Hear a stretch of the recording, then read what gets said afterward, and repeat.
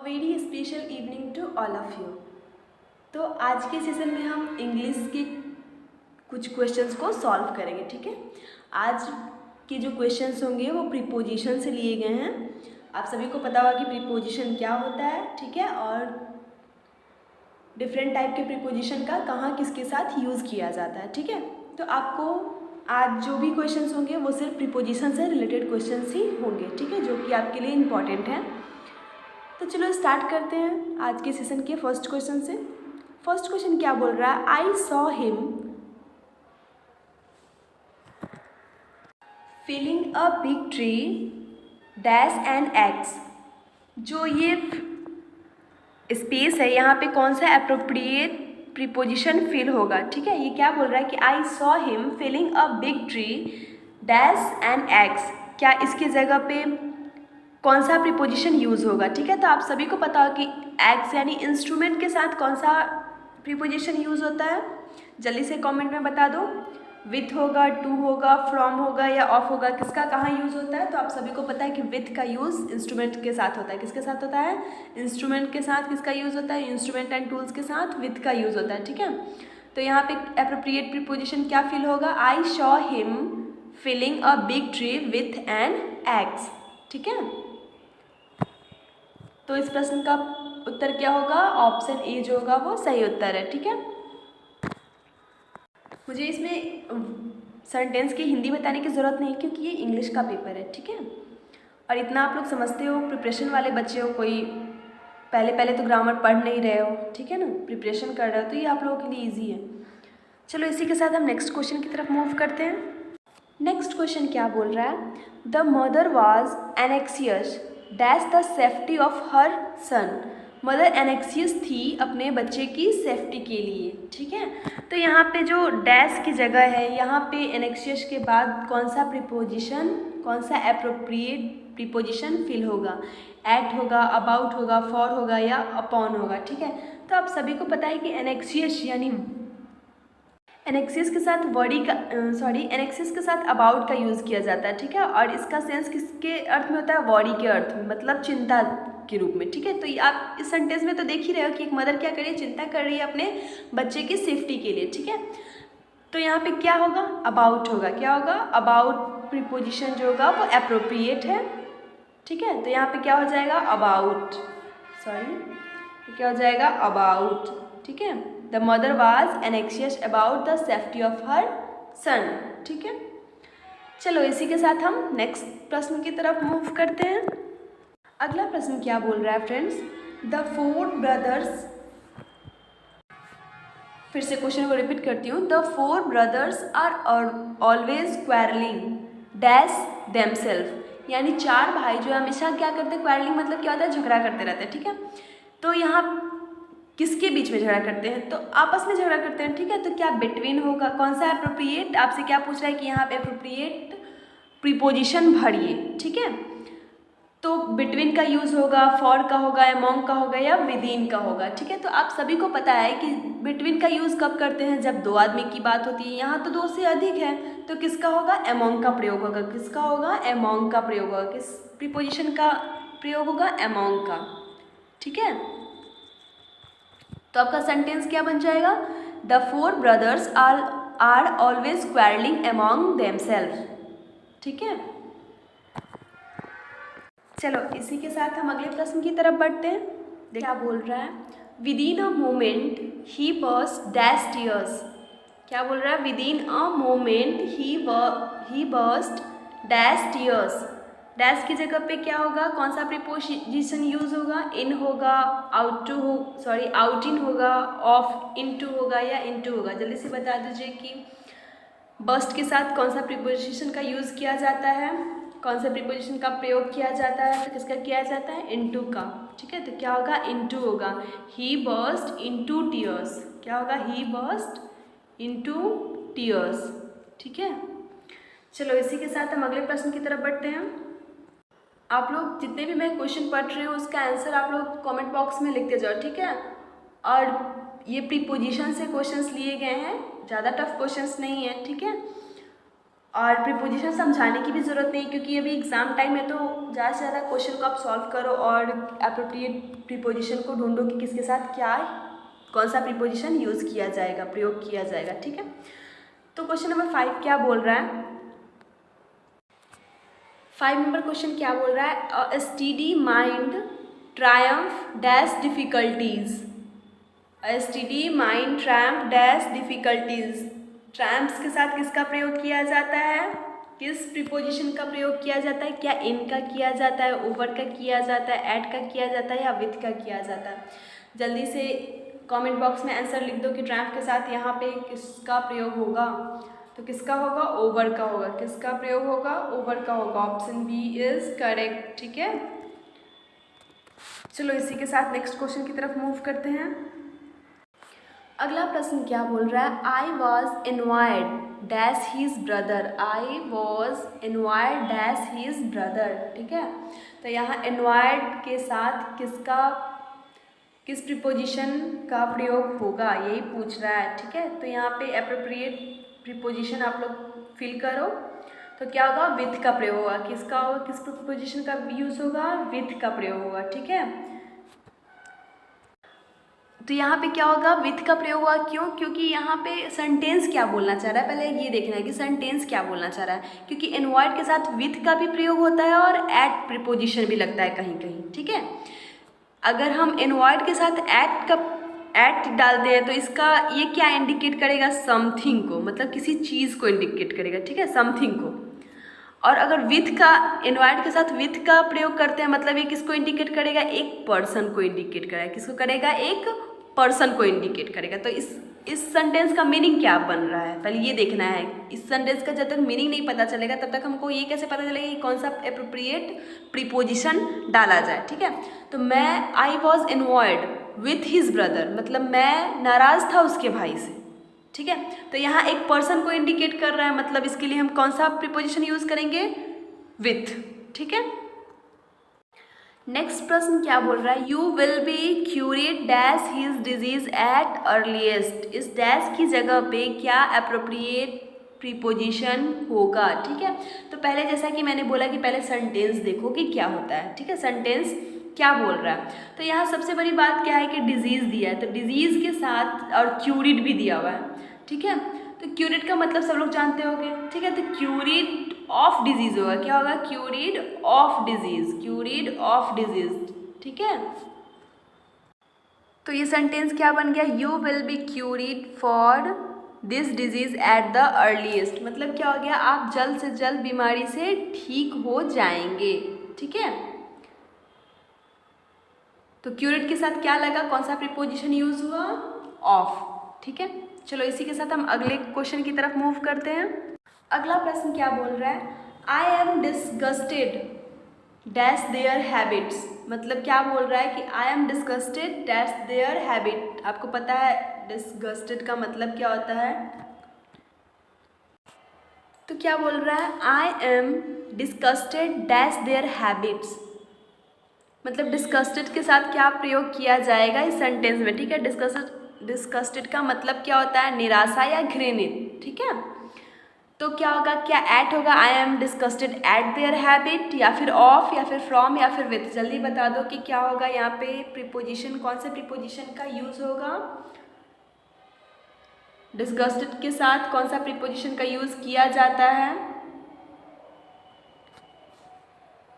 तो आपको बता दो कि डिस्गस्टेड के साथ एट भी यूज़ किया जाता है और विथ भी यूज़ किया जाता है, लेकिन ये दोनों किस पे डिपेंड करते हैं? अपने अपने सेंटेंस पे डिपेंड करते हैं। ठीक है, एट भी यूज़ किया जाता है और विथ भी यूज़ किया जाता है, बट ये अपने अपने सेंटेंस पे डिपेंड करते हैं। अगर डिस्गस्टेड के साथ विथ का यूज़ करते हैं, किसका? विथ का प्रयोग करते हैं, तो उस समय वो किस चीज़ को इंडिकेट करता है? एक थिंग को इंडिकेट करता है, मतलब एक चीज़ को इंडिकेट करता है। ठीक है, लेकिन अगर डिस्गस्टेड के साथ एट का यूज़ करते हैं तो वो क्या चीज़ का प्रयोग करता है? वो एक पर्सन को इंडिकेट करने लगता है। ठीक है, तो इस सेंटेंस में तो लग नहीं रहा है कि आई एम डिस्गस्टेड, मैं उस पर्सन से तो घृणित नहीं हूँ या फिर निराश नहीं हूँ। यहाँ पे क्या है? उसके हैबिट, उसकी आदतों से क्या हूँ? मैं निराश हूँ। ठीक है, तो यहाँ पे क्या यूज़ होना चाहिए? यहाँ पे पर्सन है नहीं, पर्सन लग नहीं रहा है कि सेंटेंस में पर्सन का जिक्र किया जा रहा है, तो क्या होगा यहाँ पे विथ होगा। कौन से प्रीपोजिशन का यूज़ होगा, विथ का यूज़ होगा, ठीक है, कि मैं उसकी आदतों से निराश हूँ, ठीक है, या फिर मैं ये भी हो सकता है कि मैं निराश हूँ उसकी आदतों से, ठीक है, तो यहाँ पे क्या होगा, विथ का प्रयोग होगा। नेक्स्ट वन क्या बोल रहा है, द गवर्नमेंट एग्रीड टू पे compensation dash damaged crops land and cattle, मतलब क्या गवर्नमेंट एग्री किया है कि वो कंपनसेशन पे करेगा जो डैमेज क्रॉप्स, जो क्रॉप्स डैमेज हुए हैं, लैंड डैमेज हुआ है या फिर कैटल्स की हानि हुई है, उसका क्या करेगा, गवर्नमेंट पेड करेगा, क्या कंपनसेशन पेड करेगा, ठीक है। तो उसी कंपनसेशन के साथ कौन से प्रीपोजिशन को फिल किया जाए ताकि ये सेंटेंस जो है वो आपका करेक्ट हो जाए, ठीक है ना, करेक्ट हो जाए। जल्दी से बता दीजिए कि किस प्रीपोजिशन को कंपनसेशन के साथ डालेंगे कि आपका जो सेंटेंस है वो एप्रोप्रिएट हो जाए, सही हो जाए, ठीक है। तो किसका यूज़ करेंगे, यहाँ पे किसकी बात हो रही है, लॉस की बात हो रही है। क्या कर रहा है, कंपनसेशन क्यों पेड कर रहा है गवर्नमेंट, क्योंकि लॉस हुआ है, ठीक है, क्रॉप, लैंड और कैटल का लॉस हुआ है, तो उसके लिए हम क्या यूज़ करेंगे, फॉर का यूज़ करेंगे। क्या करेंगे कंपनसेशन के साथ, फॉर का यूज़ करेंगे, ठीक है। किस चीज़ के लिए कर रहा है, तो जो डैमेज हुए उसके लिए कर रहा है, तो यहाँ पे कौन सा प्रीपोजिशन का यूज़ होगा, फॉर का यूज़ होगा। अगला प्रश्न क्या बोल रहा है, that rule is applicable dash everyone, मतलब क्या बोल रहा है कि यह रूल एप्लीकेबल है सभी के लिए, ठीक है। तो यहाँ पे इस सेंटेंस को कंप्लीट करने के लिए कौन से प्रीपोजिशन को यूज़ करेंगे, कौन सा प्रीपोजिशन सुटेबल फिट होगा इस जगह पे, इस सेंटेंस में, क्या विथ होगा या फिर टू होगा या फॉर होगा या ऑन होगा। जल्दी से बता दो कमेंट बॉक्स में कि किस प्रीपोजिशन का यूज़ करेंगे। तो किस प्रीपोजिशन का यहाँ यूज़ करेंगे, एप्लीकेबल है तो एप्लीकेबल के साथ टू का यूज़ करते हैं। किसका करते हैं, टू का यूज़ करते हैं। एप्लीकेबल के बाद किस प्रीपोजिशन का यूज़ करते हैं, टू का करते हैं, ठीक है। तो यहाँ पे क्या होगा, that rule is applicable to everyone, ठीक है, टू एवरीवन। नेक्स्ट क्वेश्चन क्या बोल रहा है, देखो मैं प्रीपोजिशन समझा नहीं रही हूँ, क्वेश्चन के क्या कर रही हूँ, रिवीजन करवा रही हूँ, क्वेश्चन को करवा रही हूँ ज़्यादा से ज़्यादा ताकि सारे क्वेश्चंस को आप देख लो, ठीक है, कि कैसे क्वेश्चंस रहेंगे, किसके साथ क्या यूज़ होता है, कौन सा प्रीपोजिशन यूज़ किया जाता है। आप लोगों को बताने की ज़रूरत नहीं क्योंकि आप लोग प्रिपरेशन कर रहे हो, ठीक है। नेक्स्ट क्वेश्चन क्या बोला, Savita decided to set dash some time every day for prayer, ठीक है। क्या कर रही है सविता, सविता क्या कर रही है, कुछ बचा कर रख, हर दिन से कुछ टाइम को है जो बचा कर रखती है, किसके लिए, प्रेयर के लिए, ठीक है। तो सेट के साथ यहाँ कौन सा प्रीपोजिशन यूज़ किया जाएगा, क्या सेट अप या फिर सेट असाइड या फिर सेट इन या फिर सेट ऑन, जल्दी से बता दीजिए क्या होगा। तो सेट के साथ यहाँ पे असाइड प्रीपोजिशन यूज़ किया जाएगा, ठीक है, तब आपका सेंटेंस कंप्लीट हो जाएगा और सेंटेंस का अर्थ क्या हो जाएगा कि सविता ने डिसाइड किया है कि वो कुछ समय बचा कर रखेगी, किस चीज़ के लिए, प्रेयर्स के लिए, ठीक है ना, प्रेयर के लिए। प्रेयर तो आप लोग समझते हो ना, प्रार्थना के लिए। चलो इसी के साथ नेक्स्ट क्वेश्चन की तरफ मूव करते हैं। तो अगला प्रश्न क्या बोल रहा है, both the brothers are equally handsome but the elder dash the two is more intelligent. Question क्या बोलना चाह रहा है ये देख लीजिए। अब आप लोग बोलोगे कि यहाँ पे बिटवीन दिया हुआ है ऑप्शन में, ठीक है, तो हम बिटवीन डाल सकते हैं क्योंकि मैंने तो बोला था कि दो के साथ हम क्या करते हैं, बिटवीन का यूज़ करते हैं, ठीक है। तो क्या यहाँ पे बिटवीन होगा, बिल्कुल नहीं होगा। अगर बिटवीन जो लोग लिखे हो वो बिल्कुल गलत हो, यहाँ पे बिटवीन प्रीपोजिशन सुटेबल है ही नहीं, ठीक है। तो यहाँ पे सुटेबल कौन सा प्रीपोजिशन है, तो ऑफ है। कौन सा प्रीपोजिशन है, ऑफ, ठीक है, क्योंकि इल्डर के बाद बिटवीन का यूज़ नहीं होगा, इल्डर के बाद बिटवीन का यूज़ नहीं होगा, किसका होगा, ऑफ का, किसका होगा, ऑफ का, ठीक है ना। But the elder of the two is more intelligent, ठीक है, ये होगा, ना कि but the elder between the two is more intelligent. यहाँ पे एक तरह से कंपेरिजन किया जा रहा है, ये देख लो, जो सेकंड वाला लाइन है वो क्या कर रहा है, कंपेरिजन कर रहा है, ठीक है। तो यहाँ पे बिटवीन नहीं होगा, यहाँ पे क्या होगा, ऑफ होगा। नेक्स्ट क्वेश्चन क्या बोल रहा है, he is willing to make a concession dash the demands of his employees. ठीक है। तो यहाँ पे क्या होगा, कंसेशन के साथ कौन से प्रीपोजिशन का यूज़ होता है, तो आप सभी को पता होगा कि कंसेशन के बाद जो प्रीपोजिशन का यूज़ होता है वो क्या है, वो टू है। क्या है वो, टू है। ठीक है, क्या है वो, टू है। ठीक है, तो make a concession to the demand of his employees. ठीक है, यहाँ पे क्या होगा, टू होगा, टू प्रीपोजिशन का यूज़ होगा। अब जाके ये सेंटेंस क्या बन जाएगा, अगर सेंटेंस का मीनिंग देखो तो फुलफिल कर रहा है ये सेंटेंस, देखो तो अप्रोप्रिएट करेक्ट है। क्या हो रहा है, he is willing to make a concession to the demands of his employees. मतलब क्या बोल रहा है, वह अपने कर्मचारियों के मांगों के लिए रियायत, ठीक है, क्या कर रहा है, रियायत देने को तैयार है। ठीक है, यानी बॉस क्या कर रहा है, अपने कर्मचारी के मांगों को थोड़ा ढील दे रहा है और उसके लिए तैयार है कि उसका एम्प्लॉय जो है कुछ भी मांग कर सकता है कि वेतन बढ़ाओ या फिर कुछ भी। ठीक है, तो यहाँ क्या कर रहा है, कंसेशन के साथ क्या होगा, रियायत के साथ क्या, टू प्रीपोजिशन का यूज़ होता है। ठीक है, चलो इसी के साथ हम नेक्स्ट प्रश्न की तरफ बढ़ते हैं। इतना मैं नहीं समझाऊंगी, ठीक है ना, मैं आपको क्वेश्चन बोलूँगी और आपको प्रीपोजिशन फिल करना है, तो जल्दी जल्दी आप लोग कमेंट बॉक्स में आंसर करते जाओ। अगला प्रश्न क्या बोल रहा है, cold climate is conducive dash working condition for man. ठीक है, क्या बोल रहा है, cold climate is conducive dash working condition for man. तो यहाँ पे क्या होगा, यहाँ पे कौन से प्रीपोजिशन का यूज़ होगा, फॉर, ऑन, टू, एट। बता दो जल्दी से ये कौन से प्रीपोजिशन का यूज़ होगा। कंड्यूसिव मतलब ये दूसरा वर्ड किसका, सिचुएशन हो गया। क्या हो गया, सिचुएशंस। अब कंड्यूसिव से नहीं समझ रहे होगे तो सिचुएशन से तो समझ ही जाओगे, सिचुएशन जानते ही हो। ठीक है ना, तो सिचुएशन के साथ किस प्रीपोजिशन का यूज़ होता है, टू का। किस प्रीपोजिशन का यूज़ किया जाता है, टू का। ठीक है, यानी टू का प्रयोग किया जाता है। तो यहाँ पे क्या होगा, to, situation to, working condition for man. ठीक है,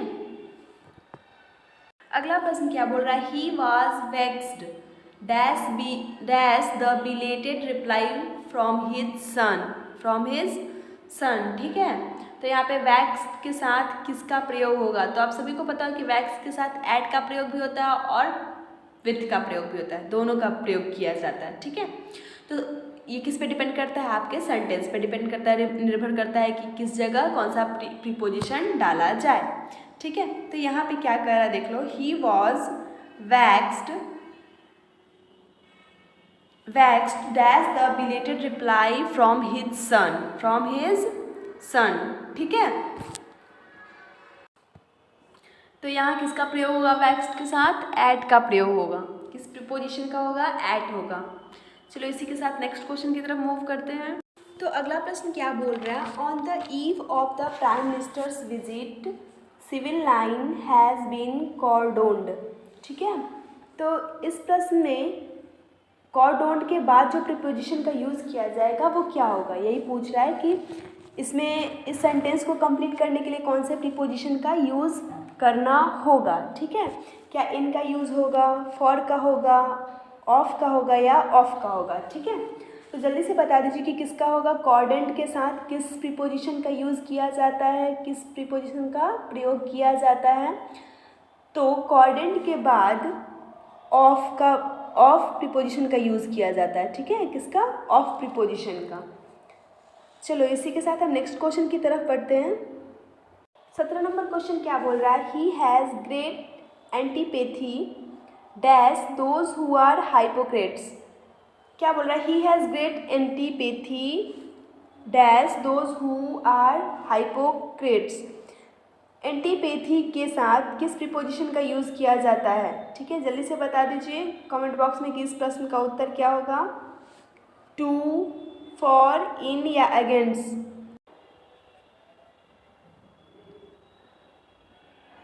अगर इस सेंटेंस में हम अगेंस्ट का यूज़ करते हैं तो वो क्या शो करेगा, तो वो पर्सन शो करेगा। क्या करेगा, पर्सन इंडिकेट करेगा। किसको इंडिकेट करेगा, पर्सन को। ठीक है, और अगर टू का यूज़ करेंगे तो क्या इंडिकेट करेगा, थिंग को इंडिकेट करेगा। ठीक है, तो इस सेंटेंस को देखने पर हमको ये पता चल रहा है कि यहाँ पे थिंक की बात नहीं की जा रही है। किसकी बात की जा रही है? पर्सन की, ठीक है। तो यहाँ पे क्या होगा, कौन सा प्रीपोजिशन सुटेबल है? अगेंस्ट प्रीपोजिशन जो है वो सुटेबल है, यानी अगेंस्ट प्रीपोजिशन, एंटीपैथी के बाद कौन सा प्रीपोजिशन यूज होगा? अगेंस्ट, ठीक है। चलो इसी के साथ हम अगले प्रश्न की तरफ बढ़ते हैं। अगला प्रश्न क्या बोल रहा है? Every one was greatly assumed dash her ignorance of simple facts of life. जल्दी से इस प्रश्न का आंसर कमेंट बॉक्स में लिख दीजिए कि इस जगह पे कौन सा प्रीपोजिशन सुटेबल है, किस प्रीपोजिशन का प्रयोग किया जाएगा, ठीक है। जल्दी से लिख दीजिए। तो एज्यूम्ड के बाद किस प्रीपोजिशन का यूज़ किया जाता है? एट का। किसका? एट का, ठीक है। तो यहाँ पे सेंटेंस क्या आपका बन जा रहा है? Every one was greatly assumed at her ignorance of simple fact of life, ठीक है। हिंदी नहीं बता रही हूँ क्योंकि हर मीनिंग का आपको हिंदी बताना होगा, ठीक है। तो इंग्लिश का पेपर है तो इतना तो समझते हो कि किसके साथ कौन सा प्रीपोजिशन का यूज़ किया जाता है, ठीक है। एज्यूम मतलब भी जानते होगे। चलो इसी के साथ हम नेक्स्ट क्वेश्चन की तरफ मूव करते हैं। 19 नंबर क्वेश्चन क्या बोल रहा है? He has never wished dash any reward although he has served suffering humanity throughout his life. जल्दी से बता दीजिए कि विस्ड के बाद किस प्रीपोजिशन का यूज़ किया जाएगा और इस वर्ड, ये सेंटेंस क्या बोलना चाह रहा है, ये सेंटेंस क्या बोलना चाह रहा है और उस सेंटेंस के हिसाब से उस रिक्त स्थान पे किस प्रीपोजिशन का प्रयोग हम लोग करेंगे, ठीक है। तो आप सभी को पता होगा कि जब विस्ड रहता है तो उसके साथ हम किस प्रीपोजिशन का यूज़ किया जाता है? सामान्यतः वहाँ फॉर का यूज़ किया जाता है। किस प्रीपोजिशन का यूज़ किया जाता है? फॉर प्रीपोजिशन का यूज़ किया जाता है, ठीक है। नेक्स्ट क्वेश्चन क्या बोल रहा है? ही always differ dash his friends इन व्यूज़। क्या बोल रहा है? फिर से क्वेश्चन को रिपीट करते हैं। ही always differs dash his friends इन व्यूज़, यानी डिफर्ड। यहाँ क्या बोल रहा है? डिफर के साथ कौन सा सुटेबल प्रीपोजिशन हम वहाँ फिल करें ताकि सेंटेंस जो हमारा कंप्लीट हो जाए और एक प्रॉपर और करेक्ट सेंस दे, ठीक है। तो क्या होगा? डिफर के साथ किसका प्रयोग किया जाता है? जल्दी से बता दो। तो बता देती हूँ कि डिफर के साथ विथ प्रीपोजिशन का भी यूज़ होता है और फ्रॉम प्रीपोजिशन का भी यूज़ होता है, दोनों होता है, ठीक है। जैसा कि मैं बताई कि अगर डिफर के साथ हम विथ यूज़ करते हैं तो वो किसको इंडिकेट करेगा? पर्सन को, और फ्रॉम किए तो थिंग को इंडिकेट करेगा। तो यहाँ पे किसकी बात कर रहे हैं कि ही always differ with his friends in views. यहाँ पे क्या होगा? तो प्रश्न नंबर 20 का उत्तर क्या होगा? ऑप्शन बी विथ होगा, ठीक है। डिफर के साथ क्या होगा? यहाँ पे विथ का प्रयोग होगा। चलिए इसी के साथ आज के सेशन को एंड करते हैं। आई होप आज का क्लास आप लोगों को अच्छा लगा होगा। नेक्स्ट में मैं कोशिश करूँगी कि साइनोनिम और एंटोनिम से क्वेश्चंस को लेकर आऊँ ताकि आप लोगों को ज़्यादा से ज़्यादा साइनोनिम और एंटोनिम के वर्ड्स से परिचित करा दूँ ताकि एग्ज़ाम में आप लोगों के लिए इजी हो, ठीक है। Thank you, thanks a lot guys.